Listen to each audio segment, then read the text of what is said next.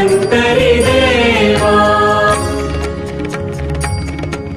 नमामि धन्वन्तरि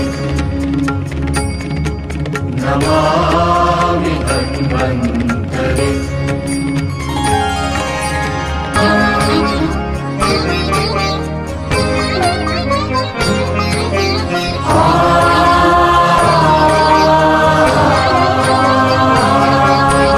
देवांनी दैत्यांनी मंथन ते केले, त्यातून अमृत कलशा घेऊन आले.